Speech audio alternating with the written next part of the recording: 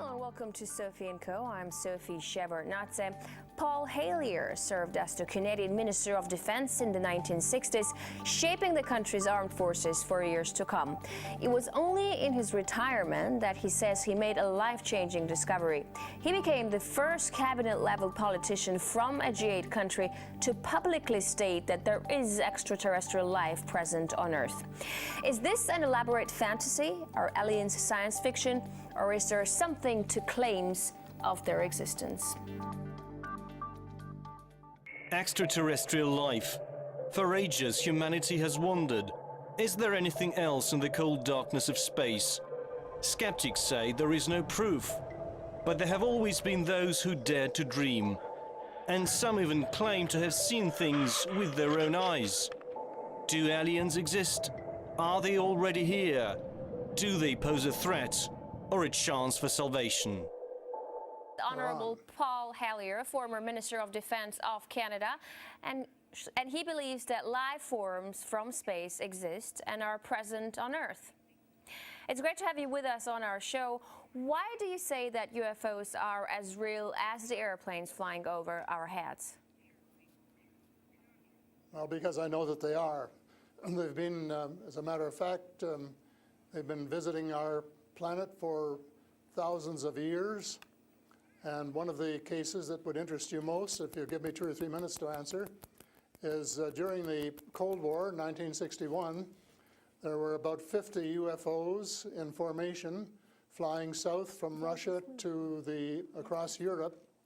And the Supreme Allied Commander was very concerned and about ready to press the panic button when they turned around and went back over the North Pole.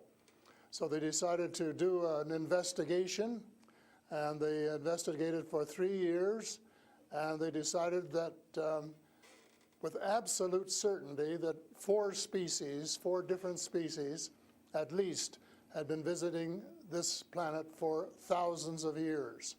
So that's, we have a long history of UFOs, and of course there's been a lot more activity in the last few decades since we invented the atomic bomb, and they're very concerned about that and the fact that we might use it again. And because the whole cosmos is a unity, and it affects not just us but other people in the cosmos, they're very much afraid that we might be stupid enough to start using atomic weapons again, and this would be very bad for us and for them as well.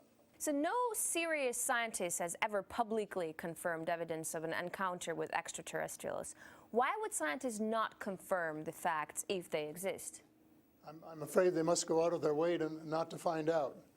Because if they did, you know, even 10% of the amount of research I've done in the last 8 years, they would be as convinced as I am. I mean, they could do it even faster. Might take them a little longer when they didn't have a military background. But there are so many wonderful books that tell these stories, and they've been authenticated. The sightings have been authenticated by more than one witness, and also by radar. And they have landed in various places around the world, including Russia. There's a famous case there. I can't remember the name of the place, but it was widely reported at the time. A man wrote a book about it, and then the French bought the book rights so that it wouldn't be circulated around. There's just so much evidence. If anybody will take the time off to do a little bit of research and study. But people just are, you know, some people are interested and will take the time, and the others just say, oh, you know, it's just fantasy. Mm-hmm. But since I've been public on this subject, I get, probably 3 or 4 emails a week from all over the world, from people who have actually witnessed sightings. And some of them who have actually been on the ships, and some of them who have actually been transported to another planet. And so this information is not, you know, it is top secret in a way that the governments aren't talking about it. But if you listen to the whistleblowers and the people who have worked in the industry and who know what is going on, there is just a lot of information out there, and it doesn't take very long to get your hands on it. But see, the problem is that some people who report UFO sightings and alien abductions have been shown to make things up to make things up to be famous, to make money, or just for a prank. How do we tell fiction from a fact? Well, you have to spend a lot of time trying to find, we used to say, separating the wheat from the chaff, and it takes a lot of effort. When I was minister, I got sighting reports, and when we checked them out, about 80%, about 8 out of 10, were not real. There were sights of Venus or plasma or, you know, a dozen other things. But there were 15 or 20% for which there was no explanation, and they were the genuine unidentified flying objects. These things go way back. One of the conferences I went to was in Las Vegas, was promoted by a chap who had written a book about crashes. And there were dozens and dozens and dozens of them, and many of them very, very well authenticated, so that it would be impossible to read all of that evidence and not to come to the conclusion that these vehicles were real. Have you ever had your own encounter with aliens? Not an encounter with aliens, no. I have seen a UFO about 120 miles north of Toronto over Lake Muskoka, where I have a cottage. And 2 years ago, last Canadian Thanksgiving, which is October, my wife decided she wanted to go out and look at the stars. So I'm not much of a night man, but I put on my cap and went out with her. And she looked into the eastern sky and said, "There's a star." And I turned around the other way and I said, "Oh, there's a much brighter one over here." And she looked and it was. And we watched it until our necks almost broke for about 20 minutes. And it was definitely a UFO, because it could change position in the sky by 3 or 4 degrees in 3 or 4 seconds. And I checked out, there were no satellites that could do that. The space station wasn't going by, and it isn't able to move that fast anyway. And there was no other explanation except that it was the real thing. And 2 days later, I went down on the dock, got a comfortable chair, and watched it came back almost to the same spot and entertained me for as long as I could take it. And then I went back to the cottage. But it was very interesting, because it would drop down in the sky, and then it would roar back up, and then it would shift across a few degrees and do a circle and come back at a speed, but you know, just astronomical speeds. As you know, they travel very, very fast. So does it just look like a falling star that falls really quickly and then rises again? What does it look like?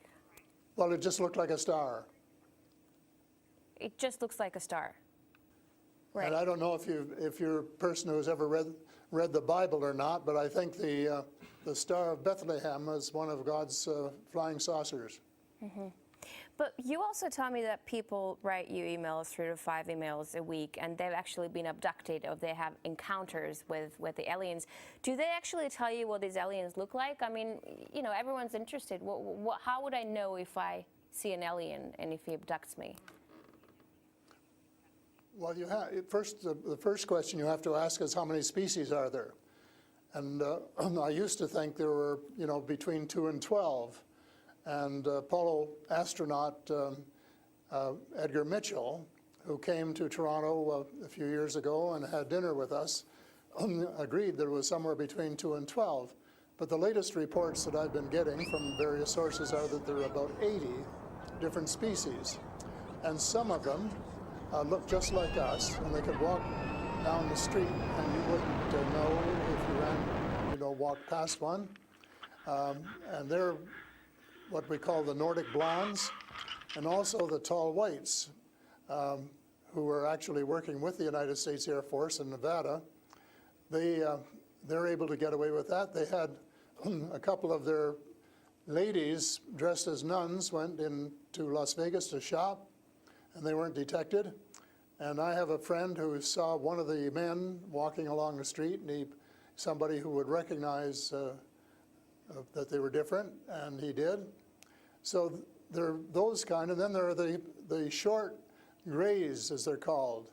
and they're the ones that you see in most of the cartoons.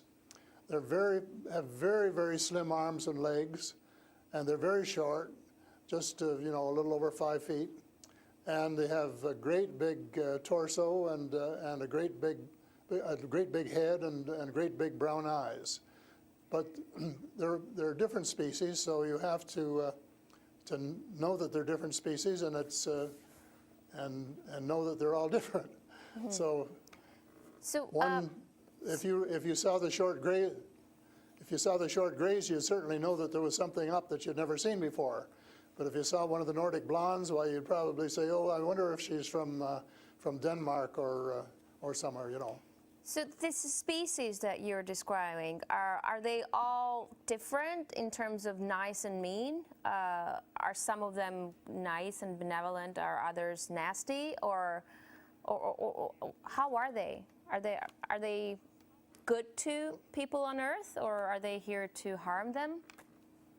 Well, it's a difficult question to answer because they have different agendas.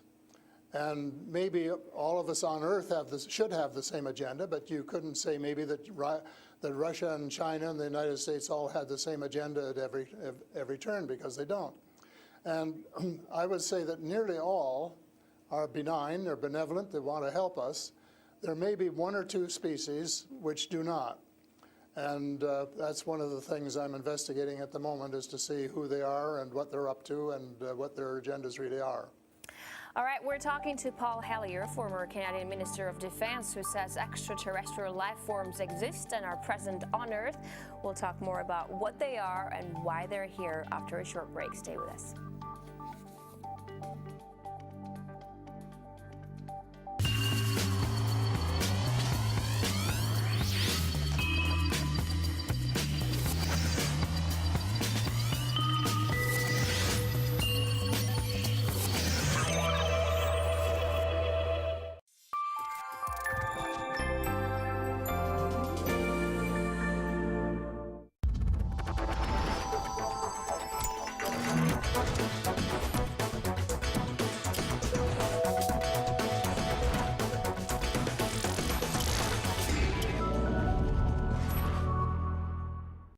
On their way to Antarctica, the crew of the Akademik Fyodorov face many challenges. Here you have to look out for yourself. Crashing onto rocks, trapped in pack ice. In extreme conditions, anything can happen. Antarctica always comes up with surprises. You have to keep your eyes open because there's always something going wrong. The ship carries huge reserves of water, food, fuel, as well as helicopters and people able to survive extreme conditions. They're ready for anything, even an apocalypse. She's really an incredible ship. Calling all Antarctica stations. This is Akademik Fyodorov. Radio check. Please respond.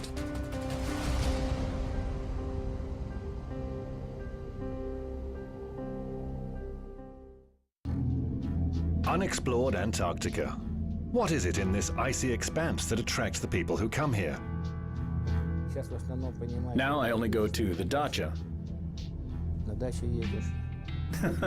and Antarctica. A new generation of polar explorers is coming. We have a new group of specialists here now. All of them are young. How are they going to get along with each other? I don't know. Who are they? I used to be a bureaucrat. Seriously. What adventures await in this mysterious land? Where do they live? What do they eat? And what are they actually doing in Antarctica?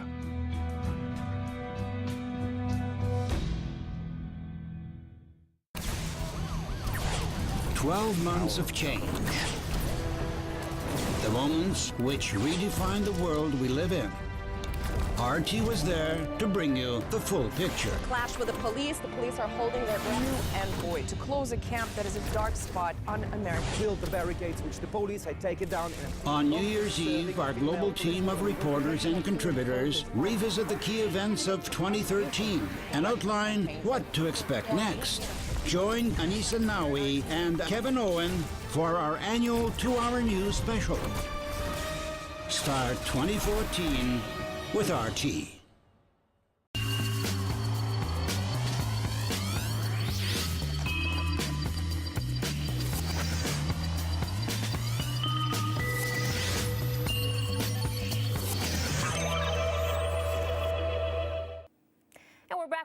Hellyer, former Canadian Minister of Defense, to talk about extraterrestrial life forms. Great to have you back. So these extraterrestrial creatures, where did they come from and how did they get here to Earth? They come from various places. For a long while, I only knew about ones who came from different star systems. The Pleiades and Reta Reticula and several other star systems, but in the last few months I have met people who have made me aware of that there are some in our star system, and that there are actually extraterrestrials who live on a planet called Andromeda, which is one of the moons of Saturn, and that there are others on Venus and some on Mars, and that they may be interacting between themselves. I suspect that they are, because there is what is called a federation of these people, and they have rules. For example, one of the rules is that they don't interfere in our affairs unless they're invited to. And that's one of the reasons probably that we haven't seen more of them until very recently. And so but what do you mean? There are a lot of people who want to interact with them. There are a lot of people who actually want to see them and know who they are. What, they need a special invitation to interact with us? What does it mean? They don't want to interfere into our affairs. Well, they don't want to tell us how to run our affairs. They have accepted the fact this is our planet and that we have the right to run it. But they're very, very concerned. They don't think we're good stewards of our planet. We're not. We're clear-cutting our forests, and we're polluting our rivers and our lakes, and we're dumping sewage in the oceans, and we're doing all sorts of things which are not what good stewards of their homes should be doing. And they don't like that, and they've made it very clear. And as a matter of fact, they have given us a warning. How? And this has come from more than one source. How have they made it clear? What have they done? They have talked to people. One of the chaps I talked to about a month ago was interacting with them in 1974, he and his brother, in Peru. And they were taken to Andromeda, teleported, and they were told what the people there think, and that we're really wrecking our planet, and in fact that something dreadful is going to happen to it if we don't smarten up and change our ways. We spend too much time fighting each other. We spend too much money on military expenditures and not enough on feeding the poor and looking after the homeless and the sick. And that we are polluting our waters and our air, and that we're playing around with these exotic weapons, thermonuclear weapons and atomic weapons, which have such a devastating effect both on our Earth and on other areas in the cosmos. And they don't like that. And that's the reason they would like to work with us to teach us better ways, but only, I think, with our consent. And they work through individuals, and they try and pick out individuals who won't be frightened to death of them, because they can give you quite a fright. One of the cases I'm familiar with was the tall whites in Nevada, where the United States Airmen working with them, were just frightened to death of them. And one, Charles Hall, rescued the daughter of one of the high-up people in the tall whites, and as a result became very good friends with the mother. And as soon as they could trust each other, they had a wonderful relationship. And he wrote a book about it. It's called Millennial Hospitality. Millennial Hospitality. And it tells you how you go through these stages of being scared out of your wits. But then when you establish a trust and a working relationship, why you can have the same relationship, same kind of relationship that you would have with someone here on Earth. But here's what I'm thinking. If you're outing their presence, which is clearly not what they want since they're hiding, why aren't they so afraid of, why aren't you afraid of repercussions? Because you're obviously stating that they're here among us, and you're telling me all these species that exist. they are here among us, and I'm not afraid because in most cases, well, as far as technology is concerned, they're light years ahead of us, and we have learned a lot of things from them. A lot of the things that we use today, we got from them, you know, lead lights and microchips and Kevlar vests and all sorts of things that we got from their technology, and we could get a lot more too, especially in the fields of medicine and agriculture, if we would go about it peacefully. But I think maybe some of our people are more interested in getting their military technology, and I think that's wrong. I think that's wrong-headed, and that's one of the things that we're going to have to change, because we're going to have to work together. Talking about all of us, everywhere on the planet. You've mentioned military technology and swapping technologies and barters between between aliens and people in American government. I want to ask you, as a former Minister of Defense of Canada, is interstellar war a possibility? Should we be creating a Star Wars force to defend ourselves from possible invasion or something like that? Well, I think it's a possibility, but it's a possibility especially if we shoot down every UFO that comes in our airspace without asking who they are or what they want. And right from the beginning, we started scrambling planes and trying to shoot them down, but their technology was superior enough that we weren't able to get away with it. Certainly not for a long while. And during that period of time, they could have taken us over without any trouble if they'd wanted to. So I think we have to, rather than develop our own Star Wars, for Earth Star Wars, to protect ourselves against them, that we should work with the benign species, who are the vast majority, and work together and rely largely on them, of course, and cooperate so that we would be contributing something at the same time. But I don't think there's any point in us developing a galactic force that would tempt us to go out on our own and get into mischief, which is one of the things I think some of them are concerned about. But what do you expect to happen if people start to believe in alien existence on Earth? Because things are definitely going to change. Our lives aren't going to be the same anymore. Well, I hope that's the case. I hope that's the case, and I'm all for full disclosure, and I'm going to push very hard for full disclosure in the book I'm writing, and to give some reasons for it, things that we really have to know and have a right to know, and that our future as a species, and here I mean, you know, all of the species in the world, are potentially at risk if we don't figure out what's going on and work together to try and make life more amenable for all of us. But and to work with our neighbors from other planets as well. But still, like, I'm thinking to myself, if they've been here for such a long time, as you say, and they're interested in helping humanity, as you say, why is our world such a mess? I mean, if you want to help someone, you just help someone. You don't wait that someone to invite you to help that someone, no? Well, I don't, you know, it's something that I think parents can sometimes say to their children, this is what you should do. But that doesn't mean the children are going to do it, does it? Because the cosmos is based on free choice. And we're given the option of making mistakes, of making wrong choices. And I guess what bothers some of us is we've made too many wrong choices and not enough right choices.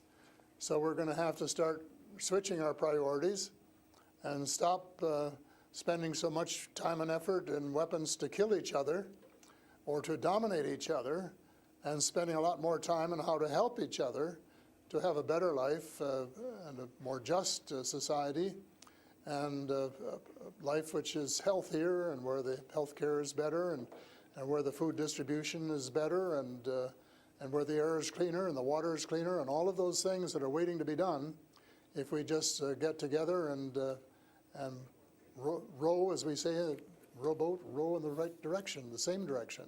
And it's possible, but it's a tall order, and so far we haven't done it. My thesis will be that we have to do it, and we have to start doing it right away. Thank you so much for this interesting interview and insight on extraterrestrial life. That was Paul Hellyer, former Canadian Minister of Defense, who says aliens exist and live among us on Earth. That's all the time we have for today. I will see you in the next edition of Sophie & Co.